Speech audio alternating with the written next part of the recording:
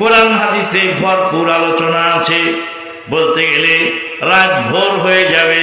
একটা হাদিস বলেই প্রসঙ্গে রীতি টানতে চাই। আল্লাহ নবী সাহাবী আব্দুল্লাহ বিন ওমর রাদিয়াল্লাহু তাআলা আনহু কাবা ঘর তওয়াফ করছিলেন। মক্কার ঘরে কাবা ঘর তওয়াফরত অবস্থায় একজন যুবককে দেখতে পেলেন, একজন বৃদ্ধা মহিলাকে ঘাড়ে করে কাবা ঘর তওয়াফ করছে। যুবক বললেন,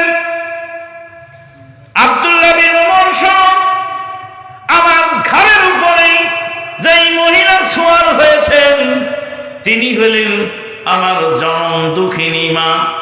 আমার মাকে ঘাড়ে করে ইয়ামান থেকে মক্কা এসেছি।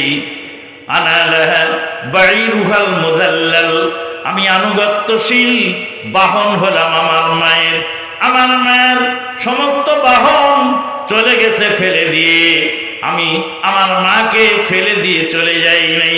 আব্দুল্লাহ বিন ওমর শোনো, যতদিন আমার মা আমাকে পেটে রেখেছিল তার চেয়ে বেশি দিন আমার মাকে আমি ঘাড়ে করে নিয়ে ঘুরে বেড়াই।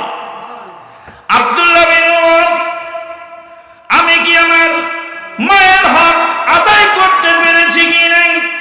আব্দুল্লাহ বিন ওমর রাদিয়াল্লাহু তাআলা বললেন, যুবক, তোমার মাকে এতদিন ঘাড়ে করে তুমি নিয়ে বেড়াচ্ছ গো। শোনো, তোমার মা তোমাকে প্রসব করার সময় যতবার জোরে জোরে নিঃশ্বাস ফেলেছিল গো, একটি নিঃশ্বাসের দাম আজ পর্যন্ত আদায় করতে পারো না।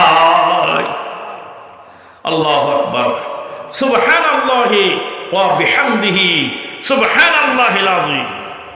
বলছিলেন, নারীদেরকে আল্লাহ রাব্বুল আলামিন নারীদেরকে এত বড় মর্যাদা দান করলেন। বাবা ভরণ পোষণ করবে, না হলে ভাই, না হলে স্বামী, না হলে সন্তান, না পারলে রাষ্ট্রপতি, সমাজপতি।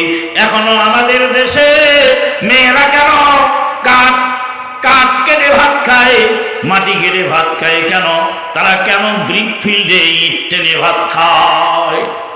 কোনো জবাব নাই। কি হবে তোমার ওয়াজ দিয়ে? এই যে ফুল সাজাও আর ওয়াজের গেট সাজাও আর সুরেরা কণ্ঠে বক্তৃতা শোনো। সমাজ পরিবর্তন না করলে, অসহায় মহিলাদের বন্দোবস্ত না করলে এই ওয়াজের কোনো মূল্য নাই।